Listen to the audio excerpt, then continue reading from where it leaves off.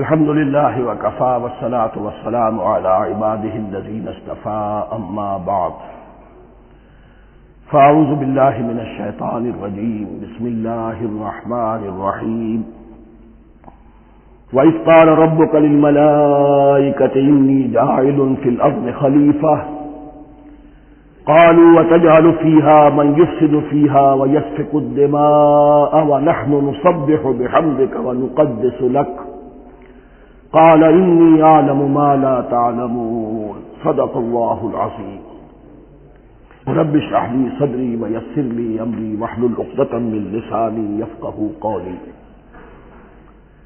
جیسا کہ میں نے عرض کیا تھا، سورہ بقرہ کے پہلے 4 رکوع نہایت اہم ہیں، نہایت جامع ہیں۔ پہلے 2 رکوعوں میں 3 قسم کے انسانوں کی وضاحت کی گئی، 3 قسم کے کردار کے نقشے کھینچ دیے گئے۔ تیسرے رکوع میں قرآن مجید کی دعوت کا خلاصہ آ گیا، توحید فی العقیدہ، توحید فی العمل، یعنی عبادت اللہ کی، ایمان بالرسالت، قرآن مجید کو منزل من اللہ کلام ماننا۔ اس میں اگر شک ہے تو جو بھی چیلنج تھا، اگر واقعتاً تمہیں شک ہے، حقیقت میں شک نہیں ہے، لیکن جیسا کہ تم کہہ رہے ہو کہ تمہیں شک ہے تو کوشش کرو اس کے مقابلے کی ایک صورت بنا لاؤ۔ پھر آخرت، جنت اور دوزخ، ان دونوں کا تذکرہ ہو گیا۔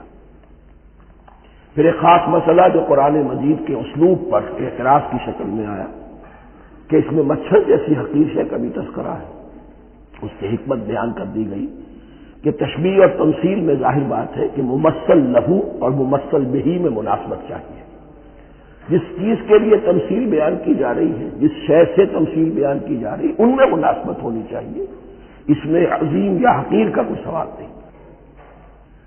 پھر یہ بات کہ جن لوگوں کے دلوں میں زیغ ہے، کجی ہے، وہ اس قرآن سے بھی ان کی ضلالت میں، گمراہی میں اضافہ ہوگا۔ جو لوگ طالب حق ہیں ان کو یہ قرآن مجید ہدایت دے گا، اور کن کو اللہ گمراہ کرتا ہے؟ جو سرکش ہے، جو نمبر 1 اللہ سے جو عہد کر کے دنیا میں آئے تھے اس کی خلاف ورزی کر رہے ہیں اور صلہ رحمی کے بجائے قطع رحمی کرتے ہیں۔ اس کے بعد ایک بہت اہم فلسفیانہ بات آ گئی ہے، اسی کے ضمن میں نے اصل میں یہ ساری بات دہرائی ہے۔ میں نے کہا تھا کہ یہ بات واضح ہوگی آگے جا کر سورہ غافر میں۔ پھر ذہن میں لائیے کہ جب یہ صورت نازل ہوئی ہے، سورہ غافر نازل ہو چکی تھی، لہذا یہاں اجمالی تذکرہ ہے، وہاں تفصیلی تذکرہ ہے۔ اہل جہنم کا قول نقل ہوا ہے، ربنا امتنا اثنتین واحییتنا اثنتین فاعترفنا بذنوبنا فهل الى خروج من سبیل۔ اے اللہ، تو نے 2 مرتبہ ہم پر موت وارد کی، 2 مرتبہ ہمیں زندہ کیا، اب ہم نے اپنے قصور تسلیم کر لیے، تو اب یہاں سے بھی کوئی اور مرحلہ ہے یا نہیں؟ یہاں سے نکلنے کا بھی کوئی راستہ ہے یا نہیں؟ اس سے حقیقت یہ واضح ہوئی، انسان کی تخلیق اول ہوئی عالم ارواح میں، صرف ارواح کی حیثیت سے، اور حدیث میں آتا ہے الارواح جنود مجندہ، لشکروں کی شکل، تمام انسان۔ ان سے عہد لیا گیا الست بربکم قالوا بلا، پھر سلا دیا گیا ارواح کو۔ یہ گویا کہ پہلی موت تھی جو ہم گزار آئے۔ پھر عالم خلق کا مرحلہ آیا۔ عالم خلق میں یہ تناسل کے ذریعے سے رحم مادر میں جب ایک جنین تیار ہوتا ہے تو ایک حدیث ہے حضرت عبداللہ بن مسعود سے، 4 مہینے کا جب جنین ہو جاتا ہے تو اس کے بعد وہ روح لا کر اس میں پھونک دی جاتی ہے۔ یہ گویا کہ احیاء اولا ہو گیا، پہلی مرتبہ کا زندہ کیا جانا، پہلی موت کی نیند سے جگا دیا گیا۔ اے تازہ واردان بساط ہوائے دل، اب ہم اس دنیا میں اس جسد کے ساتھ زندہ ہوئے، اب پھر موت آئے گی، جسد یہی چلا جائے گا جہاں سے آیا تھا، روح جہاں سے آئی تھی وہاں واپس جائے گی۔ ثم یمیتکم ثم یحییکم ثم الیہ ترجعون، پھر تمہیں اللہ کی طرف لوٹا دیا جائے گا۔ یہ ہے بہت گہرا نقطہ فلسفہ دین کا۔ اس کے بعد مضمون شروع ہو رہا ہے خلافت کا، جس کا اجمالی جو ہے تذکرہ تیسرے رکوع کی آخری آیت میں آ گیا۔ هو الذی خلق لکم ما فی الارض جمیعا، زمین میں جو کچھ ہے اے انسانوں تمہارے لیے پیدا کیا گیا۔ اسی کے ساتھ جڑتا ہوا مضمون اب خلافت کا آ رہا ہے۔ وَإِذْ قَالَ رَبُّكَ لِلْمَلَائِكَةِ إِنِّي جَاعِلٌ فِي الْأَرْضِ خَلِيفَةً، اور یاد کرو جب کہ کہا تھا تمہارے رب نے فرشتوں سے میں بنانے والا ہوں زمین میں ایک خلیفہ۔ اب خلیفہ کی حقیقت کو سمجھیے، خلیفہ کسے کہتے ہیں؟ نائب۔ عام طور پر لوگوں کو مغالطہ ہوتا ہے کہ خلیفہ جانشین جو ہے وہ تو کسی کے موت کے بعد ہوتا ہے، زندگی میں تو نہیں ہوتا۔ لیکن یہاں اصل میں ہمارے لیے بہت آسان ہے، انسان کی جو اصل حقیقت ہے اس دنیا میں اس کو سمجھنے کے لیے یوں سمجھیے کہ ہم آج سے 50 سال پہلے انگریز کے غلام تھے۔ ہمارا بادشاہ یا ملکہ انگلستان میں تھا یا تھی۔ دہلی میں وائس رائے ہوتا تھا۔ وائس رائے کا کام کیا ہے؟ جو حکم آیا ہے ہز میجسٹیز گورنمنٹ کا یا ہر میجسٹیز گورنمنٹ کا جو حکم آیا ہے بلا چون و چرا بغیر کسی تغیر اور تبدل کے نافذ کرے۔ ہاں جہاں کوئی حکم وہاں سے نہیں ہے تو یہاں کے حالات میں بہترین اپنی رائے قائم کرے، غور و فکر کرے، یہاں کی مصلحتیں کیا ہے، جو چیز بھی امپائر کی مصلحت میں ہو اس کے مطابق فیصلہ کر سکتا ہے۔ بین ہی یہی رشتہ ہے۔ اللہ ہے لیکن اللہ نے اپنے آپ کو غیب کے پردے میں چھپا لیا ہے۔ زمین پر انسان ہے۔ اب انسان کا کام یہ ہے جو ہدایت آ رہی ہے اللہ کی طرف سے اس پر تو بے چون و چرا عمل کرے۔ جہاں کوئی ایکسپریس ہدایت نہیں ہے، کوئی واضح ہدایت نہیں ہے، وہاں اپنے بیسٹ ججمنٹ کو ایکسرسائز کرے۔ اسی کا نام اجتہاد ہے۔ غور و فکر کرے، سوچے، اور جو بات روح دین کے زیادہ سے زیادہ مطابقت رکھنے والی ہو اس کو اختیار کرے۔ بین ہی یہی رشتہ ہے در حقیقت رشتہ خلافت کہ جو اللہ اور انسان کے مابین ہے۔ اب یہ جو دی گئی ہے یہ حیثیت تمام انسانوں کو دی گئی ہے۔ پوٹینشلی ہر انسان اللہ کا خلیفہ ہے، لیکن جو اللہ کا باغی ہو جائے، جو خود حاکمیت کا مدعی ہو گیا، گویا کہ وہ باغی ہے۔ اب اگر شاہجہاں بادشاہ تھا، اس کا کوئی ولی عہد تھا، اور ولی عہد جو ہے صبر نہیں کر سکتا، اپنے باپ کی زندگی ہی میں بغاوت کر دیتا ہے، حکومت حاصل کرنا چاہتا ہے، تو اب وہ کیا ہے؟ واجب القتل ہے۔ جو لوگ بھی حاکمیت کے مدعی ہو گئے، ویسے تو حقیقت واجب القتل ہے، لیکن دنیا میں مہلت دی ہے اللہ نے، یہ دارالامتحان ہے، فوراً قتل نہیں کرتا، فوراً ختم نہیں کرتا۔ وَلَوْلَا كَلِمَةٌ سَبَقَتْ مِن رَّبِّكَ إِلَىٰ أَجَلٍ مُّسَمًّى لَقُضِيَ بَيْنَهُمْ، اگر یہ پہلے بات طے نہ ہو چکی ہوتی، ایک وقت معین تک کے لیے انہیں مہلت اللہ نے نہ دی ہوتی تو اللہ فیصلہ چکا دیتا، لیکن مہلت دی ہے۔ لیکن کم سے کم اتنی سزا ملتی ہے کہ اب وہ خلافت کے حق سے محروم کر دیے گئے۔ گویا کہ اب خلافت دنیا میں ہوگی خلافت المسلمین، صرف وہی شخص کہ جو اللہ کو مانے اپنا حاکم مطلق، وہ خلافت کا اہل ہے۔ تو یہ چند باتیں خلافت کی اصل حقیقت کے ضمن میں یہیں پر سمجھ لیجیے۔ وَإِذْ قَالَ رَبُّكَ لِلْمَلَائِكَةِ إِنِّي جَاعِلٌ فِي الْأَرْضِ خَلِيفَةً قَالُوا أَتَجْعَلُ فِيهَا مَن يُفْسِدُ فِيهَا وَيَسْفِكُ الدِّمَاءَ وَنَحْنُ نُسَبِّحُ بِحَمْدِكَ وَنُقَدِّسُ لَكَ۔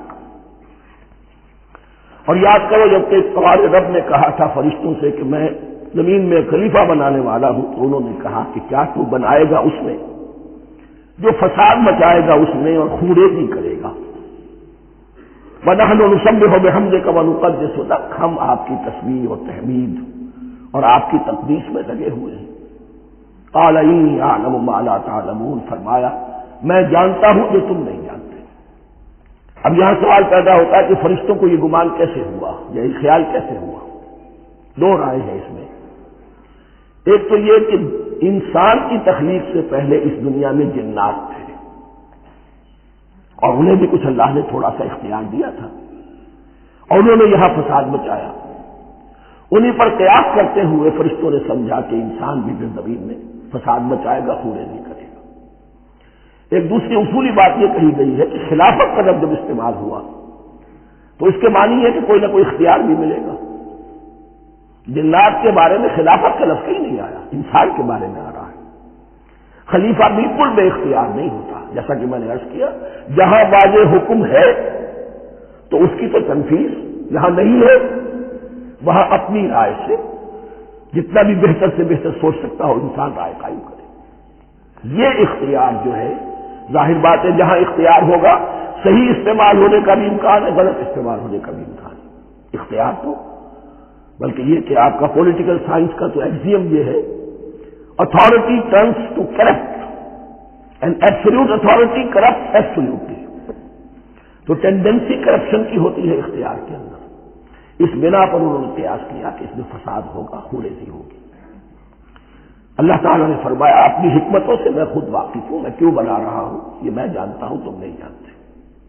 وَعَلَّمَ آدَمَ الْأَسْمَاءَ كُلَّهَا، اور اللہ نے سکھا دیے آدم کو تمام کے تمام نام۔ اب اس میں بھی ایک رائے تو یہ ہے، بلکہ اس میں تقریباً اجماع ہے مفسرین کا، کہ اس سے مراد ہے تمام اشیاء کے نام، اور تمام اشیاء کے نام سے مراد ہے ان کی حقیقت کا علم۔ ہیومن نالج جو ہے، اگر آپ سے تجزیہ کریں گے تو وہ یہی ہے کہ انسان ایک چیز کو پہچانتا ہے تو اس کے لیے ایک نام رکھتا ہے یا کوئی ٹرم اس کے لیے قائم کرتا ہے۔ اس نام یا ٹرم اور اس کے حوالے سے، اصطلاح کے حوالے سے بہت سے حقائق کو اپنے ذہن کے اندر محفوظ کرتا ہے۔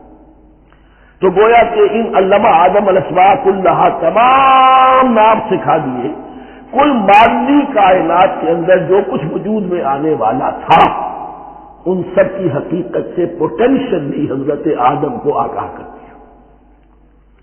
یہ پوٹینشل علم ہے، ہیومن نالج، جو ایکوائرڈ نالج ہے، جو انسان کو سم اور بسم اور اپنے اس دماغ کے کمپیوٹر کے ذریعے سے حاصل ہوتا ہے۔ ایک ہے ریویلڈ نالج جو اللہ وحی کے ذریعے سے بھیجتا ہے، ایک ہے ایکوائرڈ نالج، انسان خود علم حاصل کرتا ہے۔ اس نے آنکھوں سے دیکھا، کان سے سنا، نتیجہ نکالا اور اس کمپیوٹر نے اس کو پروسیس کیا، اس نتیجے کو کہیں میموری کے اندر سٹور کر لیا۔ یہ کمپیوٹر ہے بہت بڑا۔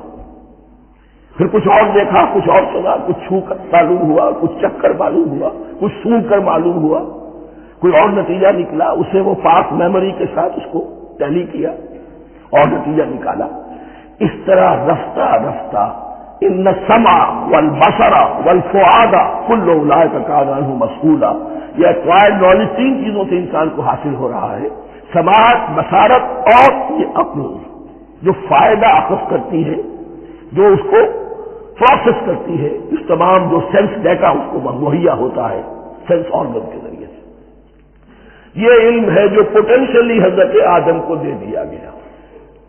اس کی ایکسفولیشن ہو رہی ہے، اب درجہ بدرجہ وہ علم پھیل رہا ہے، بڑھ رہا ہے، اور بڑھتے بڑھتے کہاں تک پہنچے گا ہم کچھ نہیں کہہ سکتے، کہاں سے کہاں پہنچ گیا انسان۔ اس 20 صدی کے اندر علم انسانی میں جو ایکسپلوژن ہوا ہے، میں اور آپ اس کا تصور تک نہیں کر سکتے۔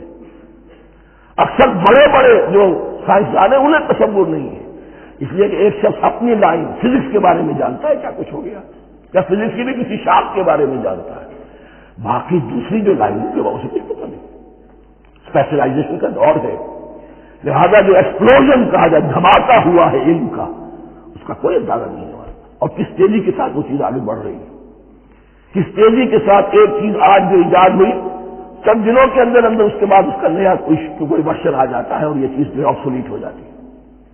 کمیونیکیشن کے اندر جو انقلاب عظیم برپا ہوا، تو آپ یہ سمجھیے کہ اقبال نے جو شعر کبھی کہا تھا کہ عروج آدم خاکی سے انجم سہمے جاتے ہیں کہ یہ ٹوٹا ہوا تارا مہ کامل نہ بن جائے، اور یہ مہ کامل بنے گا کب؟ جب دجال کی شکل اختیار کرے گا۔ دجال کون ہوگا؟ جو ان تمام قواعد طبیعہ کے اوپر قابو پا لے گا، جب چاہے گا جہاں چاہے گا بارش برسائے گا، رزق کے تمام خزانے اپنے ہاتھ میں لے لے گا، جو اس کے اوپر ایمان لائے گا اسی کو ملے گا، کسی اور کو نہیں ملے گا. اس کی آواز پوری دنیا میں سنائی دے گی. وہ چند دنوں کے اندر پوری دنیا کا چکر لگا دے گا. یہ ساری چیزیں جو حدیث میں دجال کے بارے میں آئی ہیں وہ اسی علم آدم ایکوائرڈ نالج کے اس حد کو پہنچ جانا کہ وہ ٹوٹل مسٹریز نیچر کی جو ہے وہ اس پر منکشف ہو جائے اور ان قواعد طبیعہ کو وہ ہارنس کر لے، قابو میں لے آئے اور انہیں استعمال کرے. کبھی جب ہمارے کسی بہت 200-300ویں کوئی پیڑھی میں کوئی ہمارے جد امجد ہوں گے جنہوں نے کوئی چٹان دیکھی کہ گری، پتھر پر پتھر ٹکرایا تو آگ اس میں سے شعلہ نکلا، اس کا یہ مشاہدہ کافی ہو گیا آگ پیدا کرنے کے لیے. پتھروں کو ٹکراؤ آگ پیدا کر لو. یہ اس دور کی سب سے بڑی ایجاد تھی، آگ، انرجی. اب وہ انرجی کہاں سے کہاں پہنچی؟ وہ آگ نے بھاپ کی شکل اختیار کی، پھر ہم نے بجلی ایجاد کی، اور کب کیا ہے ایٹمک انرجی ہے اور ڈبل کیا کیا ہے اللہ عالم. ان تمام چیزوں کا تعلق ہے خلافت ارضی کے ساتھ. لہذا فرشتوں کو جو بتایا گیا وہ یہ ہے کہ آدم کو علم دیا جا رہا ہے، صرف اختیار ہی نہیں دیا جا رہا، علم دیا جا رہا ہے. وَعَلَّمَ آدَمَ الْأَسْمَاءَ كُلَّهَا ثُمَّ عَرَضَهُمْ عَلَى الْمَلَائِكَةِ، پھر ان تمام اشیاء کو پیش کیا فرشتوں کے سامنے.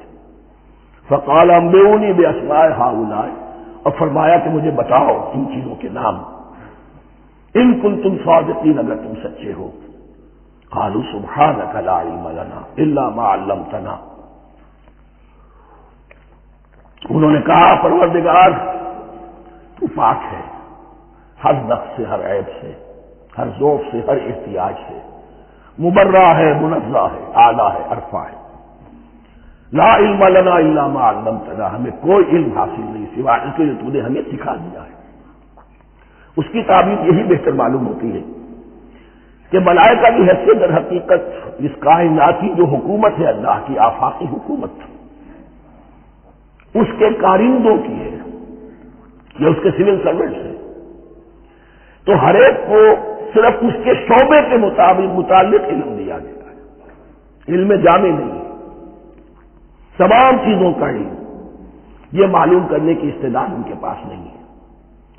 کوئی فرشتہ فرض کیجئے بارش کے اوپر معمور ہے، کوئی پہاڑوں پر معمور ہے، جس کا ذکر سیرت میں آتا ہے کہ جب طائف میں حضور پر پتھراؤ ہوا ہے تو اس کے بعد ایک فرشتہ حاضر ہوا ہے کہ میں ملک الجبال ہوں، اللہ نے مجھے پہاڑوں پر معمور کیا ہوا ہے. آپ اگر فرمائیں تو جن لوگوں نے آپ کو ستایا ہے، یہ جو طائف جن دو پہاڑوں کے درمیان یہ وادی ہے، ان کو آپس میں ٹکرا دو کہ یہ پس کر اور سرما بن جائے. آپ نے فرمایا نہیں، کیا عجب، اللہ تعالیٰ ان کی ابھی نسلوں کو ہدایت دے دے. تو فرشتے ہیں، کوئی پہاڑوں پر معمور ہے، کوئی کسی خدمت پر معمور ہے، ان کو علم دیا گیا ہے صرف انہی کی اپنی جو بھی فرائض منصبی ہیں ان کے شعبے سے متعلق، کل نہیں. جامعیت جو ہے علم کی وہ ہے کہ جو حضرت آدم علیہ السلام کو پوٹینشلی دے دی گئی اور جو اب بڑھتے بڑھتے ایک بہت چرامر درخت بن چکا ہے. سبحانک لا علم لنا الا ما علمتنا انک انت العلیم الحکیم. یقیناً آپ ہی کی ذات ہے جو کل کے کل علم کی حامل ہے اور جس کے اوپر حکمت بھی، جس کی حکمت بھی کامل ہے. باقی تو ہر مخلوق میں سے ہر ایک کا علم ناقص رہے گا. العلیم، کل علم کا جاننے والا تو تو ہی ہے. الحکیم، کل حکمت وہ تو تیرے ہی پاس ہے. قال یا آدم انبئہم باسمائہم، اللہ نے فرمایا کہ آدم ان کو بتاؤ ان کے نام. فلما انباہم باسمائہم، تو جب انہوں نے بتا دیے ان کو فرشتوں کو ان کے نام، قال علم اقل لکم انی اعلم غیب السماوات والارض، تو اللہ نے فرمایا کہ میں نے کہا نہیں تھا کہ میں جانتا ہوں آسمانوں اور زمین کی تمام غائب چیزوں کو جو تمہاری نگاہوں سے بھی اوجھل ہے، غیب. میں ہر شے کا جاننے والا ہوں. وَأَعْلَمُ مَا تُبْدُونَ وَمَا كُنتُمْ تَكْتُمُونَ، اور میں جانتا ہوں جو کچھ تم ظاہر کر رہے تھے، جو کچھ تم چھپا رہے تھے. چھپانے میں محسوس ہوتا ہے کہ ان کی خواہش یہ تھی کہ خلافت ہمیں ملے. ہم خدام ادب ہیں، ہر وقت تسبیح و تحمید اور تقدیس میں مصروف ہیں، جو حکم ملتا ہے بجا لاتے ہیں، تو یہ خلافت کسی اور مخلوق کو کیوں ملے؟ یہاں صرف یہ اور بتا دوں کہ یہ چونکہ ابھی تیسری مخلوق کا ذکر بھی بعد میں آئے گا، 3 صاحب تشخص مخلوقات ہیں اللہ کی، صاحب تشخص، صاحب شعور، جن میں کا شعور ہے، انا میں۔ ایک ملائکہ ہے، ان کی تخلیق نور سے ہوئی ہے۔ ایک انسان ہے جن کی تخلیق گارے سے ہوئی ہے۔ ایک جنات ہیں جن کی تخلیق آگ سے ہوئی ہے۔ باقی حیوانات ہیں، ان میں شعور تو ہے، خود شعور ہی نہیں ہے۔ Self consciousness, this is world of difference between consciousness and self consciousness. انسان جب دیکھتا ہے تو اس کو یہ بھی معلوم ہے میں دیکھ رہا ہوں۔ کتا بلا دیکھتا ہے، اسے یہ اندازہ نہیں ہوتا کہ میں دیکھ رہا ہوں، دیکھنے کا ایک نتیجہ ہے جو نکل آتا ہے، لیکن میں کا وجود نہیں ہے۔ یہ آنا، سیلف، ایگو، یہ انسان میں ہے، جنات میں ہے، شعور میں، اور فرشتوں میں ہے۔ ایک نوری مخلوق، ایک ناری مخلوق، ایک زمین کے اس کرسٹ میں، یہ جو مٹی اور گارے، مٹی اور پانی کا جو مضبوبہ ہے گارے کی شکل میں، اس سے بنا ہے۔ قال يا آدم انبئهم بأسمائهم فلما انبأهم بأسمائهم قال ألم أقل لكم إني أعلم غيب السماوات والأرض وأعلم ما تبدون وما كنتم تكتمون وإذ قلنا للملائكة اسجدوا لآدم فسجدوا إلا إبليس۔ اور یاد کرو جب کہ ہم نے کہا فرشتوں سے سجدہ کرو سب کے سب آدم کو، جھک جاؤ آدم کے سامنے، فسجدوا، ان سب نے سجدہ کیا، الا ابلیس، سوائے ابلیس کے۔ پہلی بات تو یہ سمجھیے کہ تمام ملائکہ کے سجدے کی ضرورت کیا تھی؟ کیا یہ صرف تعظیماً تھا؟ اور تعظیماً اگر تھا تو کیا آدم خاکی کی تعظیم تھی یا کسی اور شے کی تعظیم تھی؟ مکی صورتوں میں یہ بات 2 جگہ واضح کی گئی ہے۔ فَإِذَا سَوَّيْتُهُ وَنَفَخْتُ فِيهِ مِن رُّوحِي فَقَعُوا لَهُ سَاجِدِينَ۔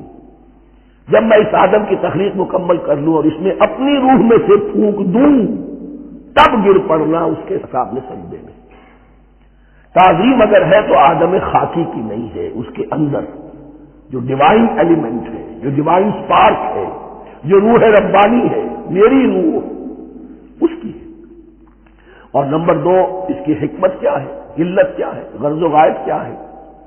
جیسا کہ میں نے عرض کیا، اس کائنات کی اس حکومت کے کارندے تو وہ ہیں۔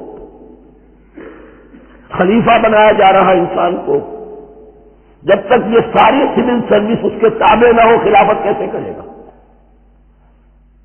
دیکھیے میں جانا چاہتا ہوں، چوری کرنے کے لیے جانا چاہتا ہوں، راستے میں کتنے فیکٹرز ہوں گے، کتنے فزیکل فینومینا ہوں گے، میں چلنا چاہتا ہوں، میں زمین کو دھکیلتا ہوں، زمین مجھے دھکیلتی ہے، زمین مجھے نہ دھکیلے تو میں کیسے چلوں گا؟ یہ پوری کائنات جو ہے، یہ جب ہم کو ارادہ کرتے ہیں اور کوئی فیل کرتے ہیں تو اس فیل کے پورے ہونے میں، اس کے ظہور میں نہ معلوم کون کون سے ایلیمنٹس ہیں، کون کون سی فورسز آف دی نیچر ہیں جو ہمارے ساتھ موافقت کرتی ہے تو ہم وہ کام کر سکتے ہیں۔ اور ان سب پر فرشتے مامور ہیں، ہر ایک کی اپنی ڈومین ہے۔ اگر وہ تابع نہ ہو تو خلافت کی کوئی معنی نہیں۔ خلافت دی گئی ہے، یہ ادھر جانا چاہتا ہے جانے دو، یہ نماز کے لیے مسجد میں جانا چاہتا ہے جانے دو، یہ چوری کے لیے نکلا ہے نکلنے دو، اس لیے کہ اس کو جو اختیار دیا گیا ہے، اس کے اختیار کے استعمال میں یہ تمام جو قوتیں ہیں وہ اس کے ساتھ موافقت کرتی ہیں، جب اس کا کوئی ارادہ وہ اچھا ہو یا برا وہ پایہ تکمیل کو پہنچ سکتا ہے۔ یہ گویا کہ سبارڈینیشن اس کے لیے سمبل کہ تمام فرشتوں کو جھکا دیا گیا۔ البتہ اس آیت میں ایک مغالطہ پیدا ہوتا ہے، الا ابلیس، سوائے ابلیس کے۔ مغالطہ یہ پیدا ہوتا ہے کہ شاید وہ بھی فرشتہ تھا، اس لیے کہ حکم تو فرشتوں کو دیا گیا تھا۔ پھر نوٹ کیجئے، اس سے پہلے، بہت پہلے سورہ کہف نازل ہو چکی ہے، اور سورہ کہف میں فرما دیا گیا ہے کان من الجن ففسق عن امر ربی، وہ جن تھا پس اس نے سرکشی کی اپنے رب کے حکم سے. فرشتے کی شان یہ نہیں ہے، وہ اللہ کے کسی حکم کی سرتابی نہیں کرتا. لا یعصون اللہ ما امرهم ویفعلون ما یؤمرون. وہ اللہ کے کسی حکم کی نافرمانی نہیں کرتے اور جو حکم ملتا ہے بجا لاتے. یہ جنات کے اندر اختیار تھا، جیسے اختیار انسانوں کو دیا گیا ہے. جنات میں نیک بھی ہے، بد بھی ہے، اعلیٰ بھی ہے، ادنا بھی ہے، جیسے انسانوں میں. لیکن یہ عزازیل جو جن تھا، علم اور عبادت دونوں کے اعتبار سے بہت بلند ہو گیا تھا، اور یہ فرشتوں کا یوں سمجھیے کہ ہم نشین، فرشتوں کے ساتھ اس طور سے شامل. جیسے بہت سے انسان بھی اگر اپنی بندگی میں، زہد میں، عبادت میں، نیکی میں ترقی کرے تو ان کا ملائے اعلیٰ کے ساتھ، عالم ارواح کے ساتھ، عالم ملائکہ کے ساتھ ایک رابطہ قائم ہوتا ہے. اسی طریقے سے وہ جو عزازیل تھا، جن ہونے کے باوجود اپنی نیکی، عبادت، پارسائی اور اپنے علم میں فرشتوں سے بہت آگے تھا. اس لیے معلم الملکوت کی شکل اختیار کر چکا تھا. اس کو اپنی زوج تھا. یہ بات جیسا کہ میں نے عرض کیا 7 مرتبہ قرآن میں یہ بات آئی ہے، قصہ ابلیس و آدم، کہ فرشتوں کو حکم ہوا کہ سجدہ کرو، سب جھک گئے، ابلیس نے سجدے سے انکار کر دیا 7 مرتبہ. یہ 7ویں مرتبہ ہے جو ہم پڑھ رہے ہیں. مصحف میں پہلی مرتبہ آ رہا ہے، ترتیب نزول میں 7ویں مرتبہ آ رہا ہے. یہ آدم و ابلیس کا قصہ اس سے آگے سورہ اعراف میں آئے گا، پھر سورہ ہجر میں آئے گا، سورہ بنی اسرائیل میں آئے گا، سورہ کہف میں آئے گا، سورہ طٰہٰ میں آئے گا، سورہ صاد میں آئے گا. 6 مرتبہ مکی قرآن میں، 1 مرتبہ یہاں. تو یہاں اشارہ نہیں کیا، اس لیے مغالطہ ہو سکتا ہے. لیکن یہ کہ سورہ کہف میں آپ کو بتا چکا ہوں، کان من الجن ففسق عن امر ربہ، اس نے اپنے رب کے حکم سے سرتابی کی. نام اس کا عزازیل تھا. ابلیس اس کا صفاتی نام ہے اب، اس لیے کہ اب ابلیسوں کے معنی ہوتے ہیں مایوس ہو جانا. یہ اللہ کی رحمت سے بالکل مایوس ہے، اور مایوس جو ہو جائے وہ شیطان ہو جاتا ہے. اب میرا تو چھٹکارا نہیں ہے، جتنوں کو برباد کر سکوں کروں. میری تو آخرت خراب ہو چکی ہے، جتنوں کو اپنے ساتھ ہم کو ڈوبے ہیں سلام تم کو بھی لے ڈوبیں گے. اب وہ شیطان اس معنی میں کہ انسان کی عداوت اس کی گھٹی میں پڑ گئی. اس نے اللہ سے پھر اجازت بھی لی کہ مجھے مہلت دے دے، یوم یبعثون، قیامت تک کے دن کے لیے، تو میں ثابت کر دوں گا کہ یہ آدم اس رتبے کا حقدار نہ تھا، مستحق نہ تھا جو اسے دیا گیا. انا خیر منہ، میں اس سے بہتر ہوں. خلقتنی من نار وخلقتہ من طین، تو نے مجھے آگ سے بنایا، اسے گارے سے بنایا. لیکن یہ تکبر ہے در حقیقت کہ جس نے اسے راندہ درگاہ حق کر دیا. وَإِذْ قُلْنَا لِلْمَلَائِكَةِ اسْجُدُوا لِآدَمَ فَسَجَدُوا إِلَّا إِبْلِيسَ أَبَىٰ وَاسْتَكْبَرَ. ابا، اس نے انکار کیا، واستکبر، اور تکبر کیا، استکبار کیا. وَكَانَ مِنَ الْكَافِرِينَ. کانا عربی زبان میں 2 طرح کا ہوتا ہے، تامہ، ناقصہ. ایک معنی یہ ہو سکتے ہیں کہ ہو گیا، اب اپنے اس استکبار اور انکار کی وجہ سے کانا من الکافرین، وہ کافروں میں سے ہو گیا. ایک کانا تامہ ہوتا تھا ہی کافروں میں سے، یعنی اس کے اندر سرکشی چھپی ہوئی تھی، اب ظاہر ہو گئی. یہ معاملہ ہوتا ہے. کسی شخص کی بندیتی، اس کے اوپر پردے پڑے رہتے ہیں نیکی کے، زہد کے، کسی خاص وقت میں آ کر وہ ننگا ہو جاتا ہے، اور جو اس کے اندر تھا اصل، اس کی حقیقت، وہ سامنے آ جاتی. اس کا امکان ہے. تو دونوں معنی اس کے ہو سکتے ہیں. وَقُلْنَا يَا آدَمُ اسْكُنْ أَنْتَ وَزَوْجُكَ الْجَنَّةَ، اور ہم نے کہا کہ اے آدم رہو تم اور تمہاری بیوی جنت میں. اب یہ جنت کون سی ہے؟ اکثر حضرات کے نام کر کے نزدیک یہ جنت کہیں آسمان ہی میں تھی، آسمان ہی میں حضرت آدم کی تخلیق ہوئی. البتہ یہ سب مانتے ہیں کہ ایک وہ جنت الفردوس جو ہے، جس میں جانے کے بعد پھر واپس نکلنے کا کوئی امکان نہیں، یہ وہ جنت نہیں ہے جس میں کہ آخرت میں لوگوں کو جا کر داخل ہونا ہے. اس میں داخل ہونے والے کے نکلنے کا کوئی امکان نہیں. ایک رائے یہ بھی ہے، میرا رجحان اس رائے کی طرف ہے، تخلیق آدم اسی زمین پر ہوئی ہے. وہ جن مراحل سے گزری ہے تخلیق، وہ ایک علیحدہ مسئلہ ہے۔ بایولوجی اور وحی دونوں اس پر متفق ہیں کہ مٹی سے، کرسٹ آف دی ارتھ سے انسان بنا ہے، اس پر اتفاق ہے قرآن کا بھی اور بایولوجی کا بھی، جدید علم حیوانات کا بھی، علم الحیات کا۔ سٹیجز کیا ہے اس میں اختلاف ہو سکتا ہے، اس کو چھوڑ دیجیے، وہ اس وقت کا بحث نہیں۔ یہی کسی اونچے مقام پر کوئی سرسبز و شاداب علاقہ تھا جہاں حضرت آدم کو رکھا گیا، کہ جہاں ہر طرح کے میوے تھے، ہر شے، لا تظمأ فیہا ولا تضحیٰ، نہ اس میں بھوک لگے گی، نہ دھوپ تمہیں ستائے گی، ہر طرح کی چیز تمہیں فراہم ہے۔ وہاں رکھے گئے ہیں صرف ایک ڈیمانسٹریشن کے لیے، کہ انہیں نظر آ جائے کہ شیطان میرا دشمن ہے، وہ مجھے ورگلائے گا، طرح طرح سے میرے اندر وسوسہ اندازی کرے گا، میرے اور میری اولاد کے، صرف ایک ڈیمانسٹریشن۔ اس کی مثال یوں سمجھیے کہ سلیکشن تو ہو گیا، سی ایس پی گریڈ میں کوئی شخص آ گیا ہے، لیکن اب وہ سول سروس اکیڈمی میں رکھا جا رہا ہے۔ تو یہ کوئی اکیڈمی ہو سکتا ہے اسی زمین پر، وہ صرف بتانا یہ تھا کہ تمہیں معلوم ہو جائے کہ شیطان تمہارا دشمن ہے۔ اس لیے کہ اس میں جو ایک لفظ حبوط کا آ رہا ہے، وہ حبوط صرف ایک ہی معنی میں نہیں ہوتا، دوسری معنی میں بھی ہے، واللہ عالم۔ یہ چیزیں پھر متشابہات میں رہیں گی، اس لیے ان کے بارے میں کوئی ایک رائے دوسری رائے، اس کے لیے ذہن سے، عقل سے بات کر کے ایک یا دوسری رائے اختیار کر سکتے ہیں۔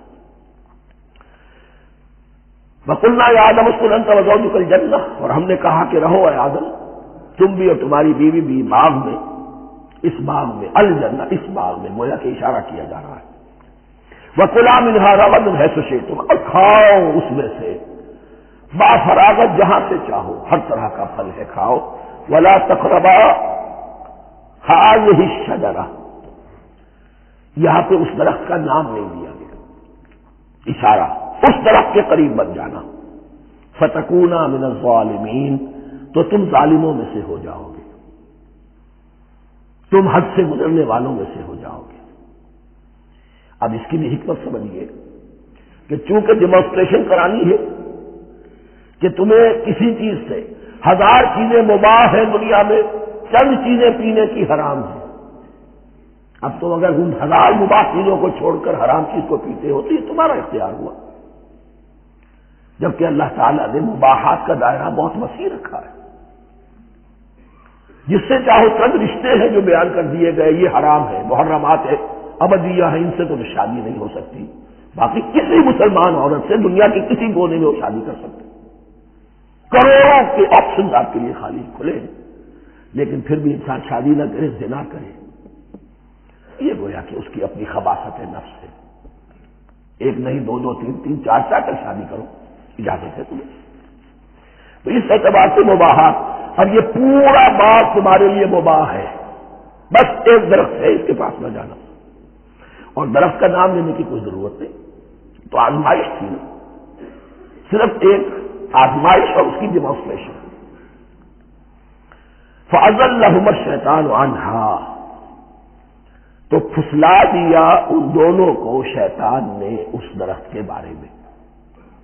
اب وہ کس کس طریقے سے پھسلایا، یہ بھی جیسا کہ میں نے عرض کیا 6 مرتبہ چونکہ یہ قصہ آ چکا ہے، اس کی آپ کو سورہ طٰہٰ میں تفصیل ملے گی، کس کس طریقے سے پھسلایا اور اس بات کے لیے تیار کیا۔ فَأَخْرَجَهُمَا مِمَّا كَانَا فِيهِ، تو نکلوا دیا ان دونوں کو اس کیفیت میں سے جس میں کہ وہ تھے، وہ کیفیت کہ نہ کوئی مشقت ہے، نہ کوئی محنت ہے، اور انسان کو ہر طرح کا اچھے سے اچھا پھل مل رہا ہے، تمام ضروریات فراہم ہیں، اور خاص کوئی حلہ جنت ہے جس کا کہ لباس بھی عطا کیا گیا ہے۔ لیکن ان کیفیات سے اب نکال کر، اب جسے آپ کہیں گے بٹر فیکٹس آف لائف، اچھا اب جاؤ، یہ ڈیمانسٹریشن کرنی تھی، ہو گئی۔ شیطان تمہارا دشمن ہے، تمہاری نسل کا شیطان لعین، اور وہ تمہیں پھسلائے گا جیسے آج پھسلایا ہے۔ تم آگاہ رہنا اس کی شرارتوں سے۔ ان الشیطان لکم عدو فاتخذوہ عدوا، یہ شیطان تمہارا دشمن ہے، اسے اپنا دشمن ہی سمجھو۔ لیکن یہ ہے کہ اگر کچھ لوگ اسے دوست بنا لیں، اس کے ایجنٹ بن جائیں، اس کے کارندے بن جائیں، یہ ان کا چوائس ہے جس کی سزا انہیں ملے گی۔ فَأَخْرَجَهُمَا مِمَّا كَانَا فِيهِ وَقُلْنَا اهْبِطُوا بَعْضُكُمْ لِبَعْضٍ عَدُوٌّ، اور ہم نے کہا اترو، تم سب ایک دوسرے کے دشمن ہوگے. اب یہ چونکہ جمع کا سیغہ آیا ہے، ایک دوسرے کے دشمن ہوگے، تو ایک دشمنی تو شیطان اور آدم اور ذریت آدم کی ہے، ایک اور دشمنی بھی ہے جو انسان میں مرد اور عورت کے مابین ہے. عورت بھی پھسلاتی ہے، غلط راستے پر ڈالتی ہے، مرد عورتوں کو گمراہ کرتے ہیں، عورتیں مردوں کو گمراہ کرتی ہیں. قرآن مجید میں کہا گیا یا ایھا الذین آمنوا ان من ازواجکم واولادکم عدوا لکم فاحذروہم. اہل ایمان چوکنے رہو، چوکس رہو، تمہاری بیویوں اور اولاد میں سے تمہارے دشمن ہیں، بچ کر رہو، کیپ الرٹ. کہیں ان کی محبت تمہیں راہ حق سے منحرف نہ کر دے. تم ایک اچھا کام کرنا چاہتے ہو، بیوی رکاوٹ بن گئی، بیوی کو اچھا کام کرنا چاہتی، شوہر رکاوٹ بن گیا، تو یہ محبت نہیں ہے، یہ عداوت ہے.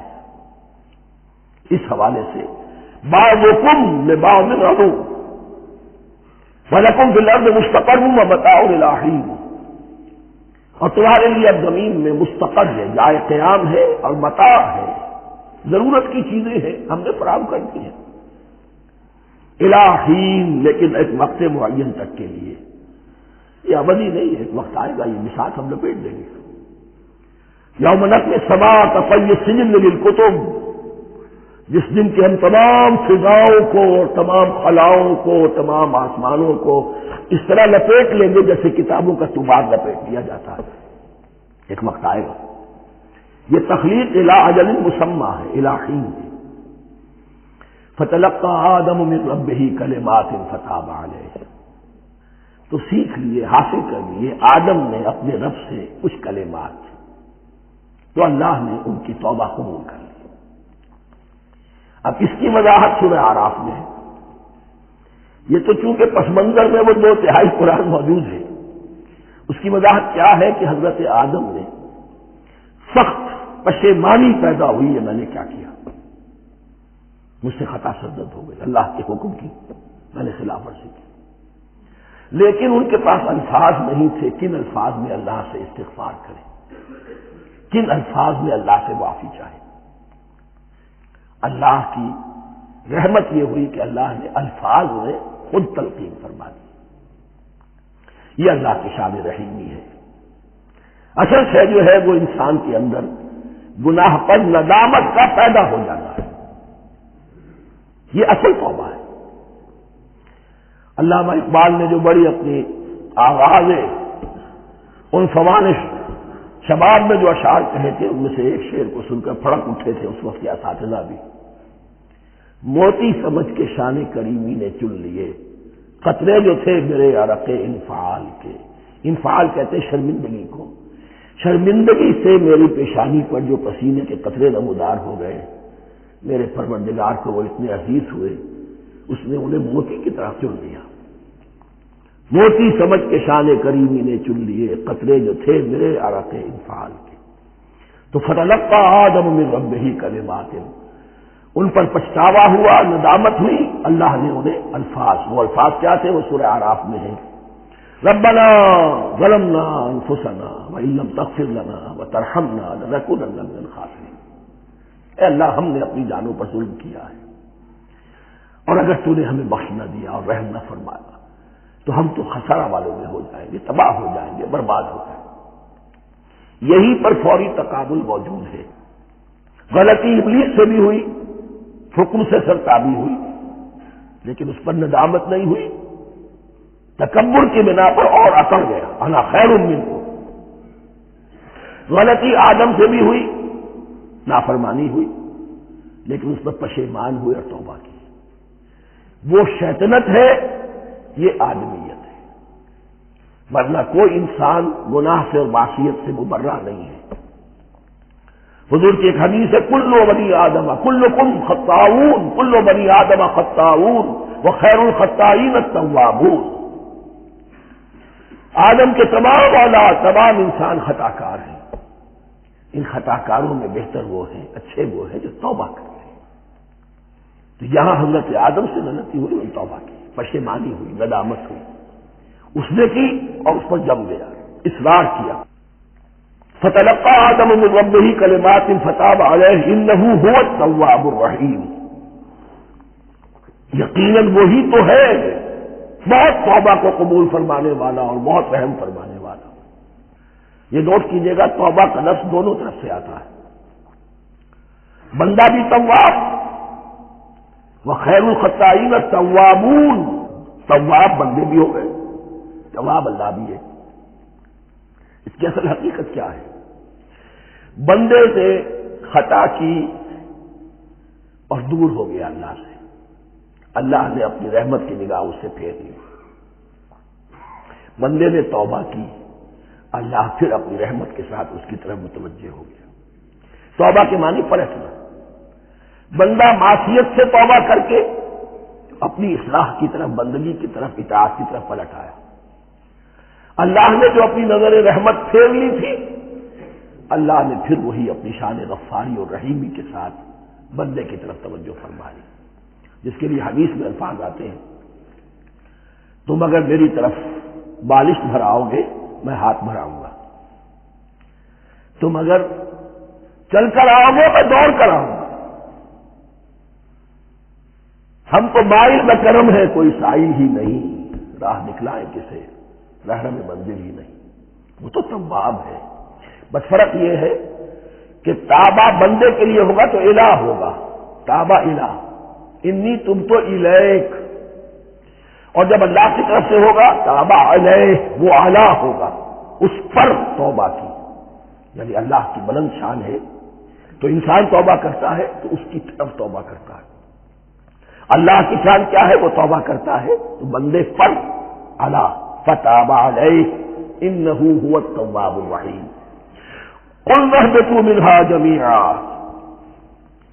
ہم نے کہہ دیا اتر جاؤ اس سے تم سب کے سب. فَإِمَّا يَأْتِيَنَّكُم مِّنِّي هُدًى. اب یہاں لفظ آیا اهبطوا, یہاں بھی پہلے بھی آیا ہے. جو حضرات یہ سمجھتے ہیں کہ تخلیق آدم آسمانوں پر ہوئی ہے اور جنت بھی وہ آسمان میں ہے جہاں رکھے گئے تھے, آزمائشی یا ٹریننگ یا ڈیمانسٹریشن والی جنت, وہ یہاں حبوط کا ترجمہ کریں گے کہ آسمان سے زمین پر اترنے کا حکم دیا گیا. جو لوگ سمجھتے ہیں یہی کسی بلند مقام پر تھے, وہ کہتے ہیں کہ نیچے اترو, کسی بڑی اونچی سطح مرتفع پر اگر کوئی جگہ تھی تو اب نیچے اترو اور جاؤ, اب تمہیں زمین میں ہل چلانا پڑے گا اب روٹی حاصل کرنے کے لیے. یہ جو نعمتوں کے دسترخوان یہاں بچھے ہوئے تھے یہ اب تمہارے لیے نہیں. اس کے لیے اس بانی مجلس کا استعمال جو ہے وہ آ جائے گا آگے چل کر اسی سورہ بقرہ کے اندر, کہ اس معنی میں بھی سورہ بقرہ کے 7ویں رکوع میں یہ لفظ استعمال ہوا ہے. تو امکان اس کا بھی ہے. بس اس سے آگے ادھر یا ادھر کی زیادہ بحث کرنے کا یہ موقع دورہ ترجمہ قرآن میں نہیں ہے. قُلْنَا اهْبِطُوا مِنْهَا جَمِيعًا فَإِمَّا يَأْتِيَنَّكُم مِّنِّي هُدًى فَمَن تَبِعَ هُدَايَ فَلَا خَوْفٌ عَلَيْهِمْ وَلَا هُمْ يَحْزَنُونَ.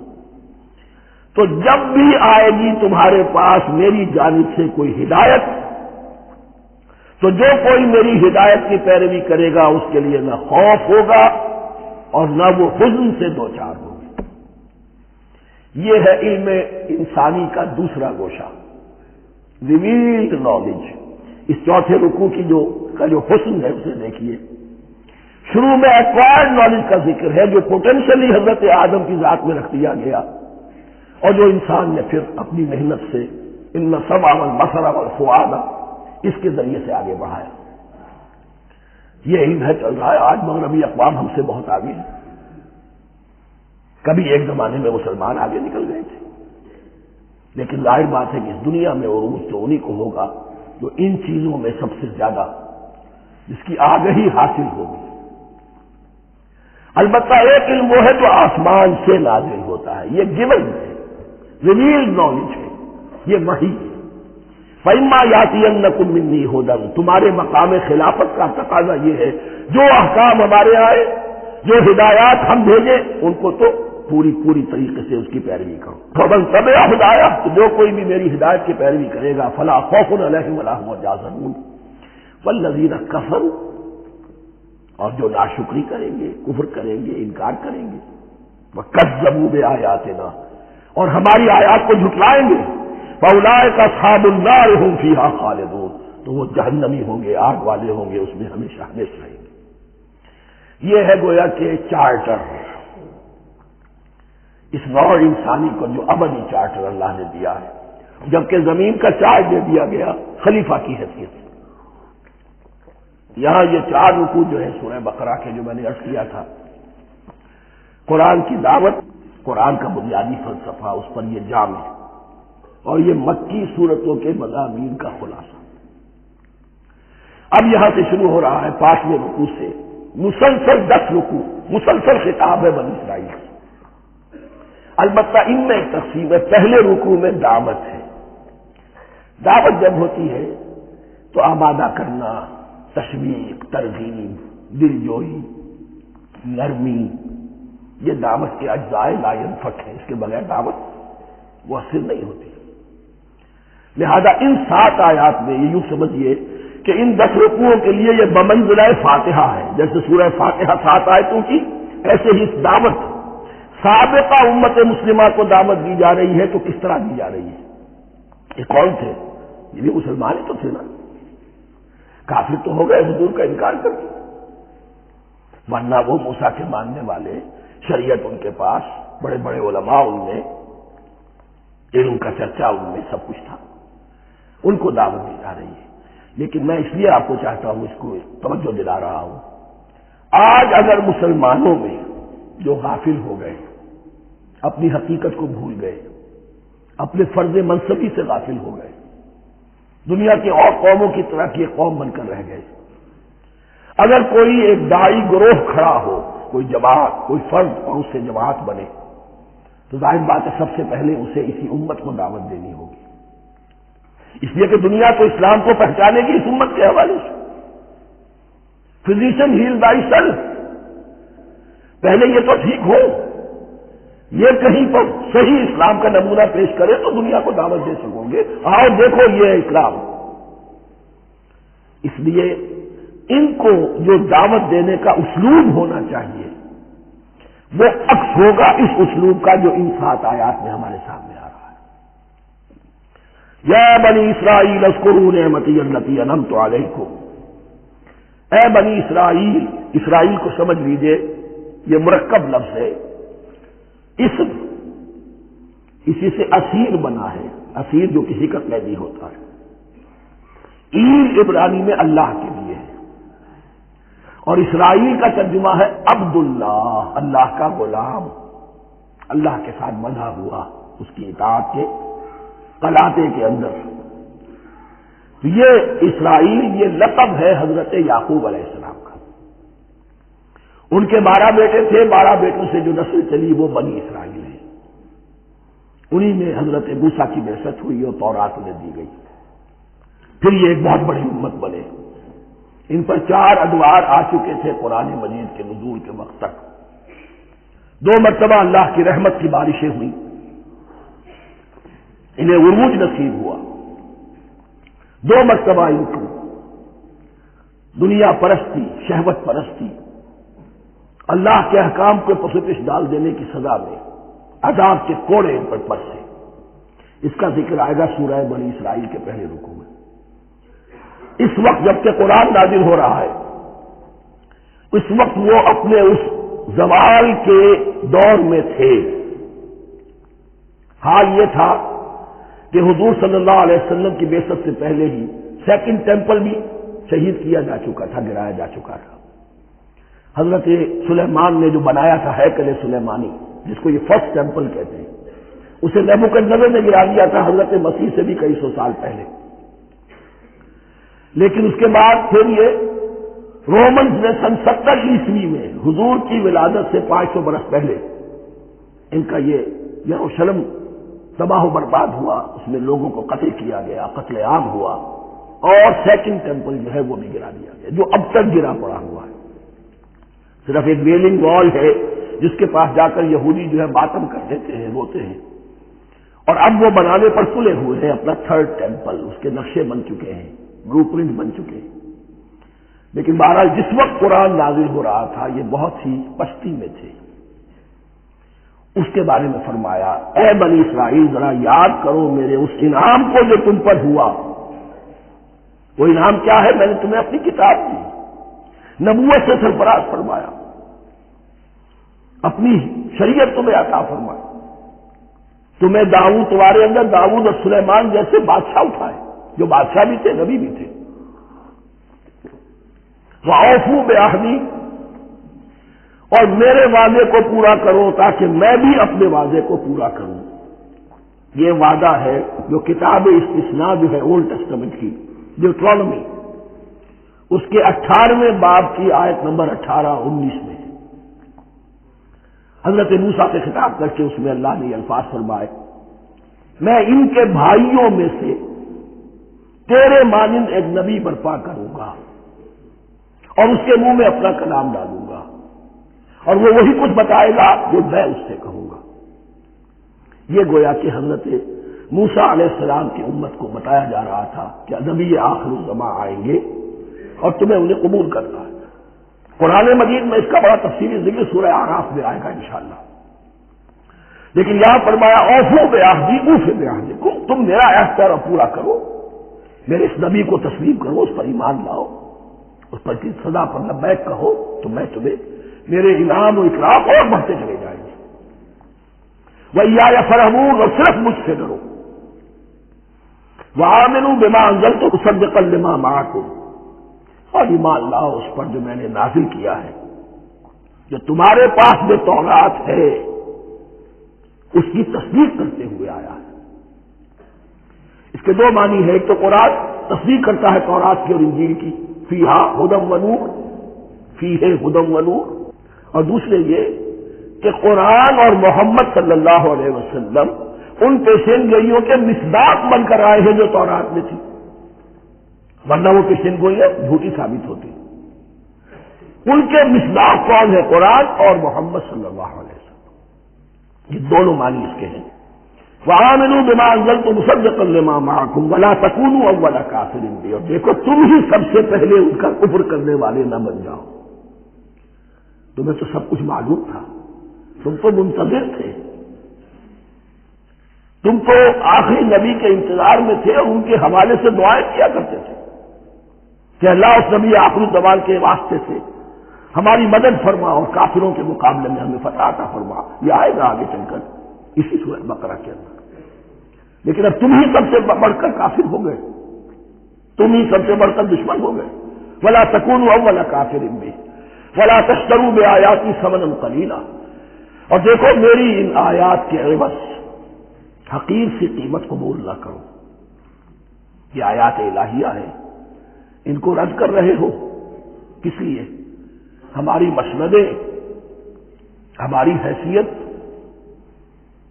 ہماری چودراہٹیں، کہیں ان پر کوئی آنچ نہ آ جائے۔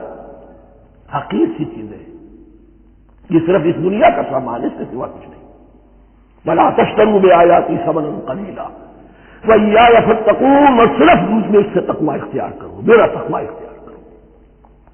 وَلَا تَلْبِسُوا الْحَقَّ بِالْبَاطِلِ وَتَكْتُمُوا الْحَقَّ وَأَنْتُمْ تَعْلَمُونَ، اور نہ گڈمڈ کرو حق کے ساتھ باطل کو، اور بس چھپاؤ حق کو، ذرا حالے کہ تم جانتے ہو۔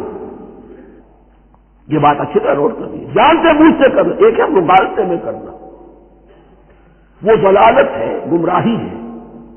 ایک جان بوجھ کر کرنا، حق کو پہچان کر اسے رد کرنا، یہ پھر اللہ تعالیٰ کے غضب کو دعوت دینا ہے، ریس آف اللہ، اس کے غضب کو دعوت دینا ہے کہ حق کو پہچان کر اس کی نصیحت کی۔ وَأَنْتُمْ تَعْلَمُونَ، علماء یہود قرآن مجید میں آگے چل کر آئے گا، ایسے پہچانتے تھے محمد کو اور قرآن کو جیسے اپنے بیٹوں کو، یعرفونہ کما یعرفون ابناءہم، ایسے پہچانتے جیسے اپنے بیٹوں کو۔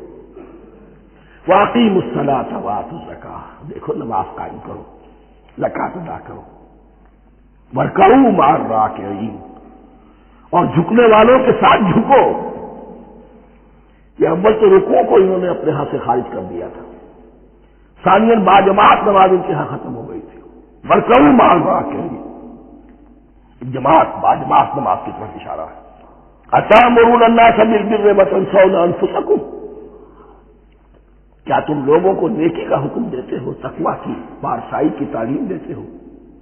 میں کہہ رہا ہوں کہ اصل میں مخاطب کون ہے؟ علماء یہود، اس آیت سے ثابت ہو گیا عالم ہمارا بھی جب بھی کھڑا ہوگا اونچے سے اونچا آواز کہے گا، اعلیٰ سے اعلیٰ بات کہے گا۔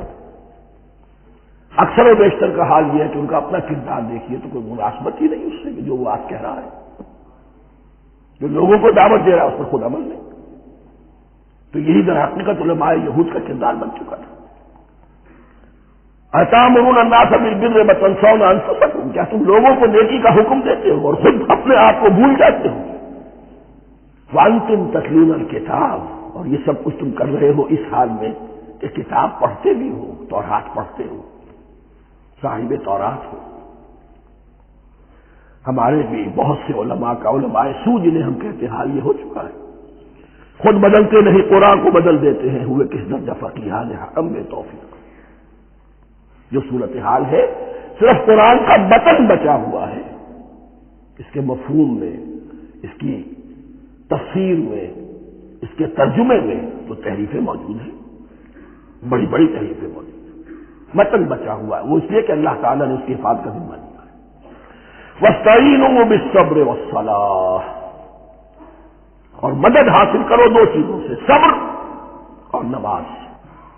یہ صبر کا لفظ یہاں پر بہت قیمتی ہے، بہت بامانی ہے۔ علماء کیوں وجود میں آتے ہیں؟ جب وہ دنیا کے کتے بن جائیں گے تو دین کو بدنام کرنے والے ہوں۔ بظاہر دینی مناسب ہیں لیکن اصل میں ان کے پردے میں دنیا داری کی جا رہی ہے، صبر نہیں، بس صبر کے ساتھ اور نماز کے ساتھ، اس لیے کہ آپ صحیح راستے پر آئیں گے۔ اگر کوئی عالم دین لوگوں پر تنقید کرے گا، لولا ینہاہم الربانیون والاحبار، کیوں نہیں روکتے ان کے علماء اور ان کے اولیاء اور صوفیاء ان کو حرام کھانے سے اور جھوٹ بولنے سے؟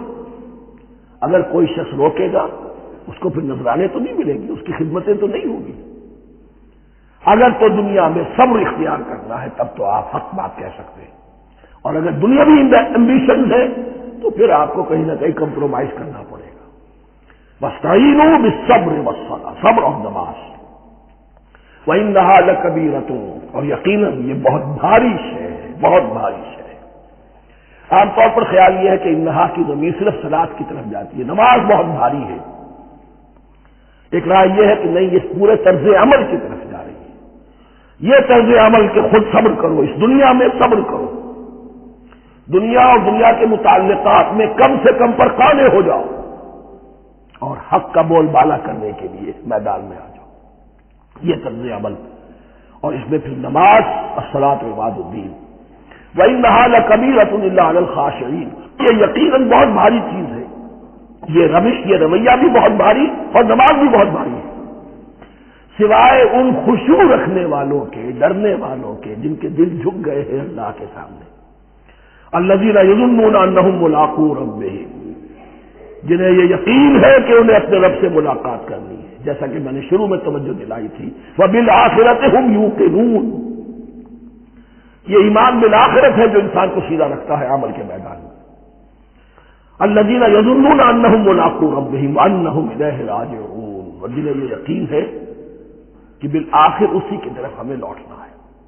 بارک اللہ لی ولکم فی القرآن العظیم ونفعنی وإیاکم بالآیات والذکر الحکیم۔